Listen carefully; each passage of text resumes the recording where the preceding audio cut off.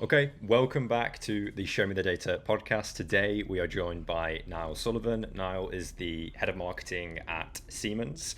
And on today's episode, we will be talking about the transition that Nial went through from a kind of lead gen, B2B marketing lead gen approach to a more scalable demand gen approach. And I know there was a lot of kind of content behind that as well. So I think it would be great to kick things off now by kind of talking about, you know, what did that model look like before, and you know, what was the kind of the playbook before, and what ignited that transition?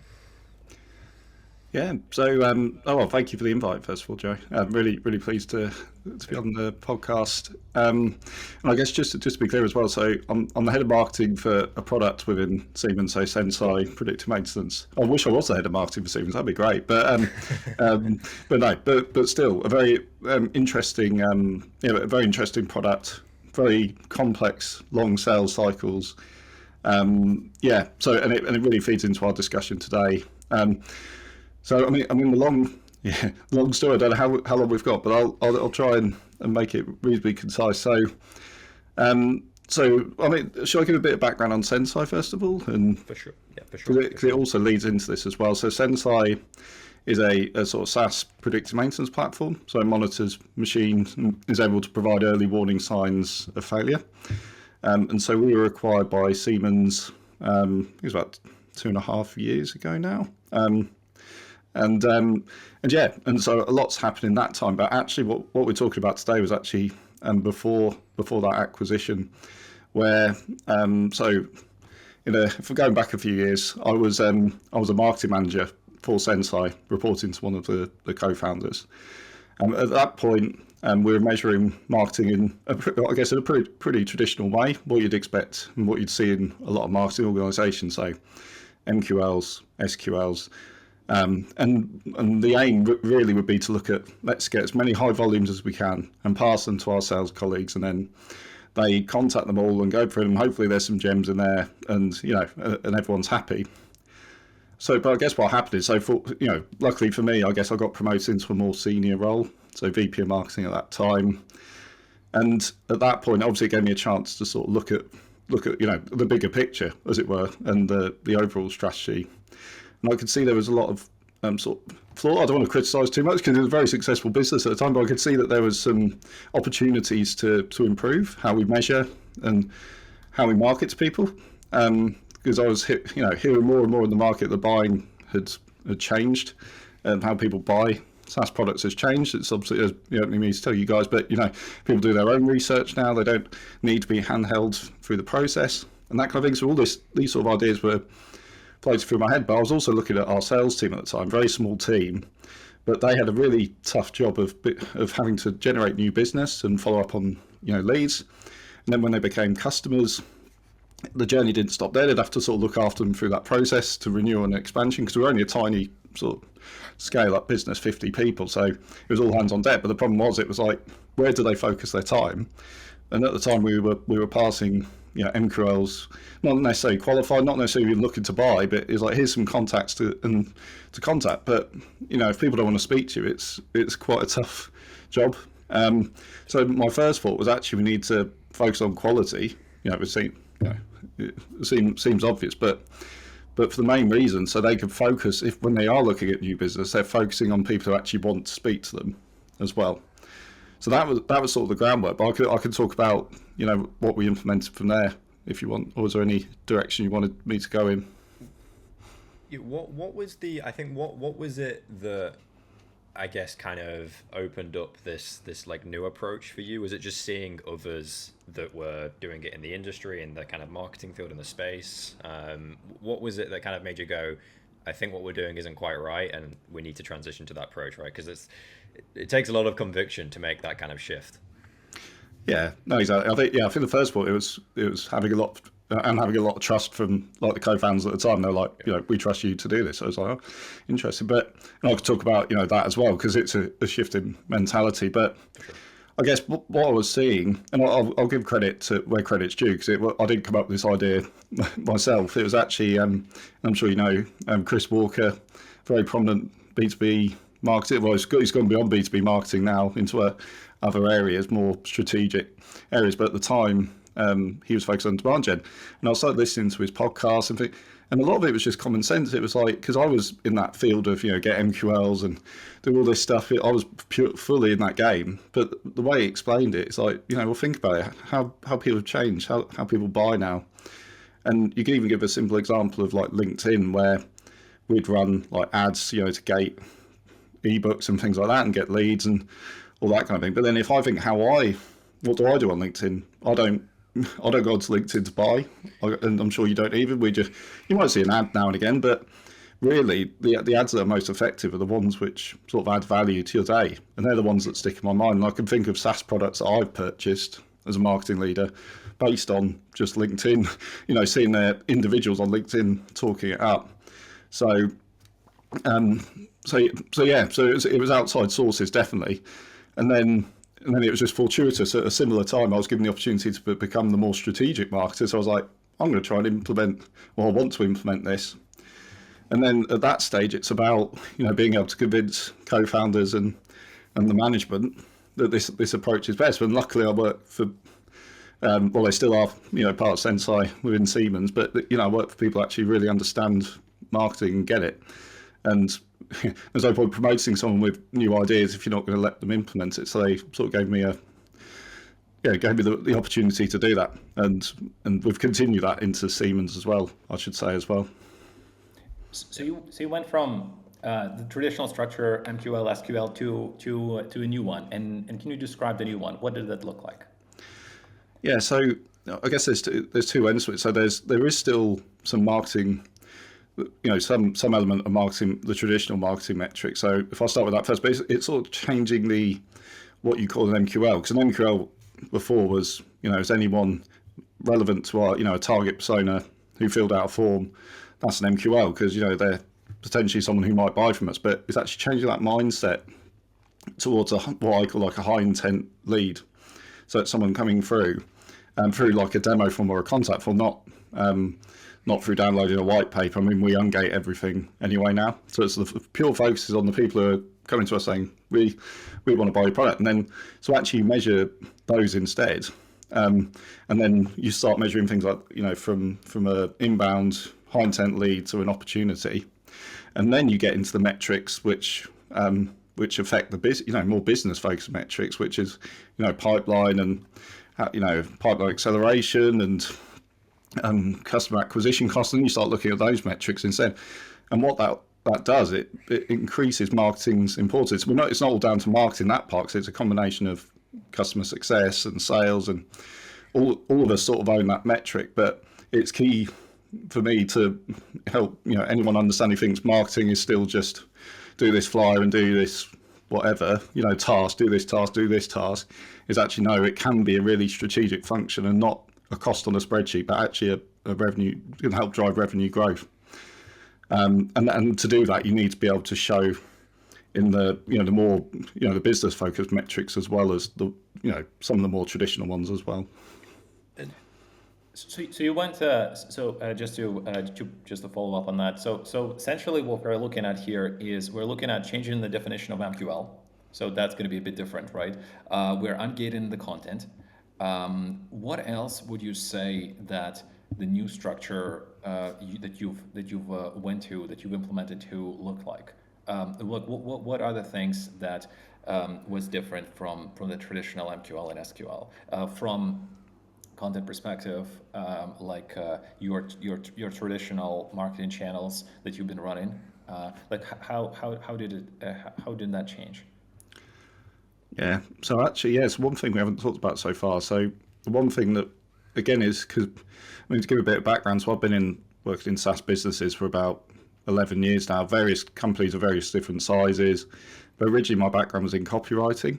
So I used to, a lot of my jobs were, doing blogs for websites and white papers and all this kind of thing. So it's all focused on written content. And written content is still important, but the other thing I identify, particularly in our market, but a lot of other people listening will identify as well, is you're in a market that requires a lot of education. It's not an easy product to sell, because it's quite, it's got complex, lots of stakeholders, long sales cycles as well. So the other thing I identified at that time as well as wanting to provide high quality leads, in order to do that, we need to educate the market. And to do that, we need to create content at scale. And the thing is, at the time, I mean, I've got a team of 4 people now. At that time, I think it was still only two or three. And so there's still challenges there for the amount of content we wanted to create. And so, and again, I'm not going to claim it's my own idea, because it's Chris Walker inspired. You know, he ran a weekly live event, which turned into a podcast, and then that fueled clips on LinkedIn. You know, that strategy, and that's essentially what we implemented. And at the time, it was me as a host, someone on my team. I hired someone in-house to edit everything, and then someone working on the distribution, which is mainly sort of paid LinkedIn. And so that is at the core of everything we do. We create podcasts, we record podcasts at the moment, and we've got to a stage now. We've been running it for probably 3 or 4 years now, where we have 2 or 3 people on the team recording podcasts. We have a very defined workflow for it. We have content almost coming out of our ears, as it were. In terms of, we've got so much backed up, but that is really the fuel to the fire, because we take the podcast episodes, we primarily turn it into clips, but we've also turned it into white papers and blogs, and we've even looked at, like, internally within Siemens, it's like packaging it together and turn it into like internal training.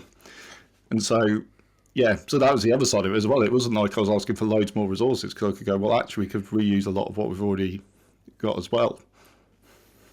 Just like curious on like the transition, because I think this is the biggest sticking point for a lot of marketers. Yeah. What did that first kind of 90 days look like?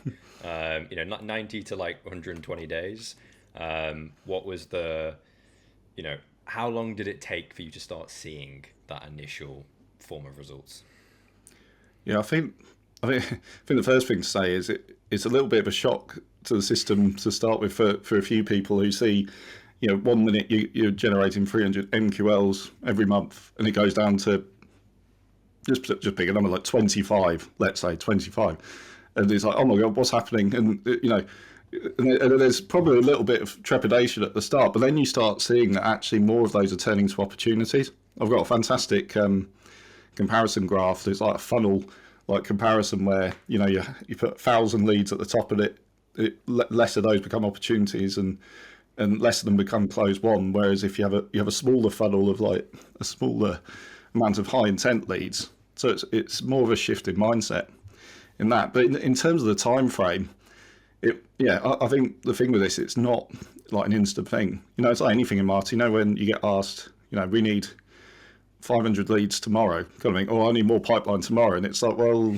it doesn't quite, we can't magic things up. Like people can't close business tomorrow. If someone say close more business tomorrow, it's like, well, it doesn't quite work like that. So I think what people have to appreciate is this program does take time, and it does, not to implement, but to be consistent and to iterate, and we didn't have things perfectly out of the box, so it's a constant. We're still iterating today, but in order to see and show success, it has to be done consistently over time. But then you start seeing the results, not just in terms of the numbers on a on a spreadsheet, or the numbers I talked about more on the financial side, but then you also have, whether in our case, lots of internal colleagues saying, oh, your content's fantastic, but when you get prospects, customers say, oh, we listened to your podcast. Or I had an example recently where I was told a prospect joined a call and said, oh yeah, I've been listening to you I listened to an episode with you on the podcast recently. And so it's that kind of feedback as well, where you're like, yes, this is really starting to work. Got it. That makes sense. What do you say to founders about the podcast metric, or the lack of direct attribution, right? When it's a little bit harder to say, oh, we put in effort in that many episodes, and this is how much leads we can get back. So I think first of all, I was probably quite lucky that they understood that in such a complex market, well, marketing in general, it's not just one touch point. It's not one event. It's as we know, it's little elements and little things. It's not like events are terrible, move up, but it's like a balance between the two. And so, but I think when I started the podcast, because I think I started the podcast just before we so when I was still the marketing manager, and it was really just I'd be nice to do some podcasts and create some really good content. But it was when I got promoted, it's like I thought started using it as more of a fuel for our whole strategy, basically. And I actually have this. I say this a lot. I said this the other day on another podcast, but I'm at the point now where if no one listened to our podcast, it would actually still make a big return on investment in terms of what we do. Although I want people to listen to the podcast, don't get me wrong, but in a sense, it's much bigger than that. The value, and it's more about them seeing it, because a lot of it is promoting internally as well. So it's like, look at all this content we're promoting, and look at look at all these comments we're getting on it as well. So the more it's reinforcing that kind of thing, that they get more understanding that it's not just so it's not just like, say, attribute that lead to that particular thing. You start to recognise actually a blend of things that contribute to it. That makes sense. I spoke with someone recently where they kind of framed the podcast as the strategic comms platform in a business, right, where it can kind of serve many different purposes. It's the thought leadership, it's the new product announcement, it's it's a way to create kind of more sales enablement style content. Like it can serve many different functions. What have been some of the, I guess, like more unique ways you've been able to leverage the content from the podcast? Are there more less obvious ways that it's benefited a part of the business? So I think of a couple of examples. So it's more of a broader thing. I think I touched on it a little bit before. So when we launched it pre-acquisition, it was all about external, educating the market, and for all those reasons I said before. But now part of Siemens, it's actually become quite a powerful internal tool, educating on Sensai, educating on predictive maintenance, it's internal education. And again, I've had similar feedback from colleagues saying, when I've tried to share episodes, they're like, oh, no, I already listened to it in the car on the way to work. I've had that a few times and things like that. So I think that was quite surprising, because it wasn't the original plan to be, to educate, entertain, etc. people internally, but it is a way of keeping Sensai sort of top of mind But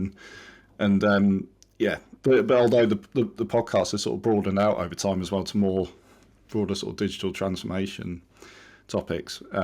But I'd say the other one as well is this, again, this idea of sort of internal courses. So we create lots of clips and for episodes, and it's a constant thing. So we've got a massive backlog of clips. And within Siemens, there's like internal sort of training platforms you can use, and we've basically taken those clips and put them onto this platform so people can then again educate themselves on the topic with these clips. And again, that was not something I originally planned 3 or 4 years ago when we launched the podcast, but so I think it's the internal bit, and I think people sometimes don't consider that. You might launch an internal podcast, but you don't think that the external podcast is also just as relevant to your internal organization as well. Yeah, that makes a lot of sense. Nial, in terms of this transition that you made to a more Chris Walker style approach, or more that type of thinking, that type of metric, different methodology, do you have any specific examples of campaigns or certain initiatives that worked well with the Chris Walker mindset? Now, you described a little bit of the podcast, you touched a little bit of an MQL definition, but in terms of specific campaigns, something that you ran from start to finish, maybe a particular instance that you've seen this new approach to lead measurement, to marketing, working much better than before. Would you have any examples of that? Maybe something that comes to mind.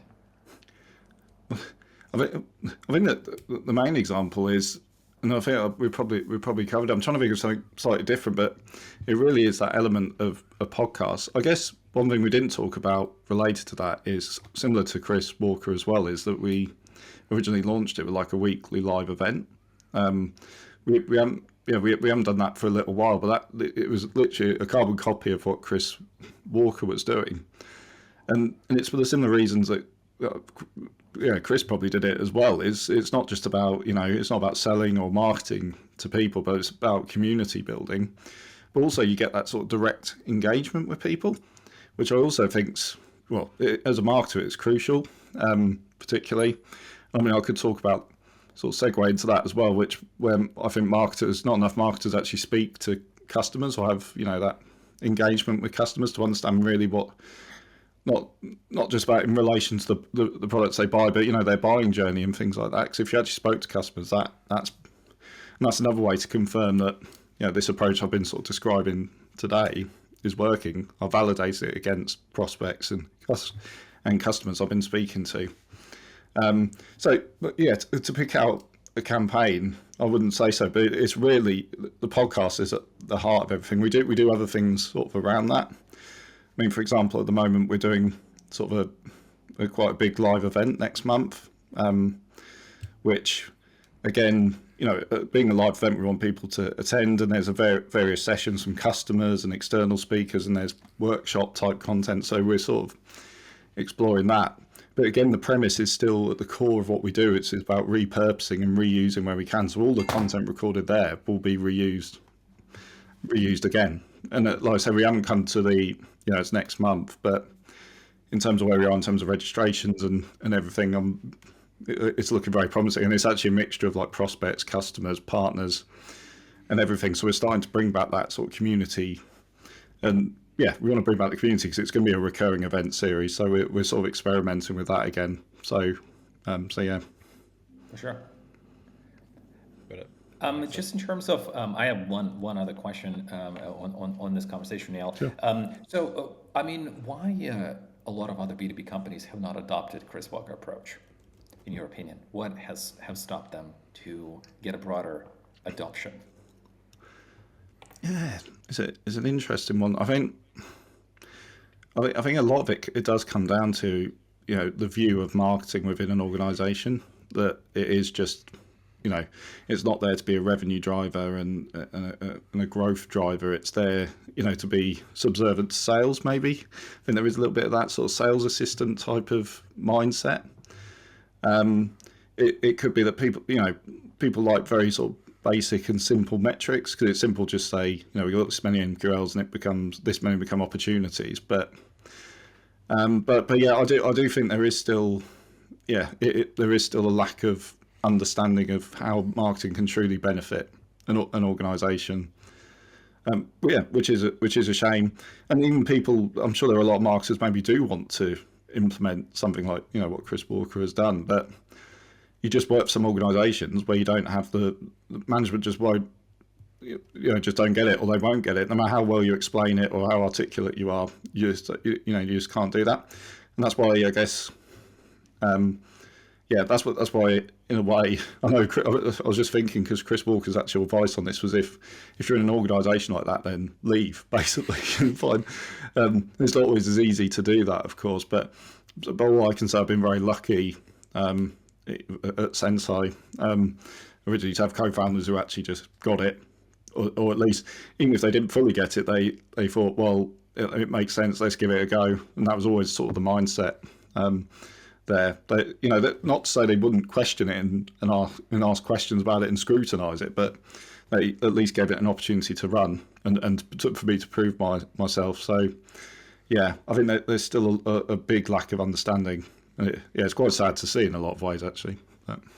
Yeah, that makes sense. I think what would be great to kind of final this conversation off on would be the podcast. Obviously, that's like the heart of the strategy here. That's the heart of the content play. If you were starting again in 2025 with a podcast and that being the approach, how would you approach a podcast now? Would it be similar to when you started? Would it be really insightful to her?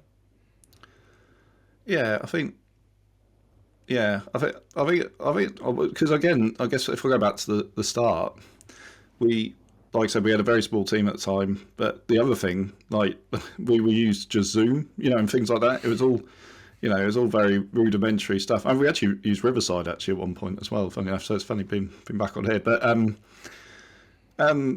so yeah, there wouldn't be a lot I'd do differently, but it's more, if I think of advice to people out there, is don't overplan, don't overthink. Like podcasts, I need to think about the whole strategy and plan out episodes for the next 6 months. It's like you just need to get started. I mean, saying that, I think you do need consistency, as we know with podcast. You guys will know as well. It is crucial, but But you don't need loads of fancy equipment to start with. You don't need fancy studio to start with. You can just get started just talking to someone, interviewing someone internally on Teams, and then just grow it out from there. And we've slowly improved, our recording quality. We use studios more now. We use better equipment. We interview more guests, more broadly guests, within Siemens, but also external guests as well. So, and then give it time as well, because, and measure it correctly. Don't like you said about direct attribution. Don't try and measure it directly to leads, otherwise you will fail quite quickly. But look at a podcast as a fuel for your content engine in lots of different channels, and you'll see a lot more and get a lot more value from it that way. And just curious to get your take on the format side as well. Do you mostly run with an interview style approach? Do you do like a weekly event with a panel? What's the approach that you found has generated the best content for the program? I think actually, and then there's an argument both ways for this, whether you should have a consistent format, all the time, so people know what to expect, or whether you mix it up to keep it interesting. I don't know what's right. Maybe there's not right or wrong, but our approach is variety, and the variety comes from both recorded episodes where I might do a straight interview, so that is a lot of our content. But there's some guests where it's almost like a co-host thing. So some guests I prepare questions and I interview them, but then others we don't prepare anything. We just chat, and it's a bit more like fireside chat. We might do panel discussions sometimes. We repurpose webinars, which is obviously a different type of presentation sort of style as well. A lot of repurposing of other content as well sort of feeds the strategy. So yeah, so I wouldn't say there's one particular thing. I mean, I do like the straight one-on-one interview style, but if you can get to a point, I have a lot of recurring guests on the podcast. The key is to get to that point where it feels less of an interview and it's just more of a chat with a colleague you get on really well with, and you're just almost chatting like you would if you weren't being recorded. Is that kind of thing when you get to that stage. I'm fortunate enough to have a lot of colleagues, particularly colleagues internally, some external I do recurring episodes with as well, who are just really open to doing it, to recording and having a chat more often. And it's one of my favourite parts of my job, I have to say. Awesome. That's amazing. That's awesome. Now, really appreciate you coming on. It was great to hear about that whole transition, and especially as podcast guys ourselves, it's great to hear that you've doubled down a lot on podcasting yourself. So appreciate you coming on. And guys, we will see you in the next Show Me the Data episode. See ya. Thank you, Nial. Thank you, everyone. Appreciate it. Thank you.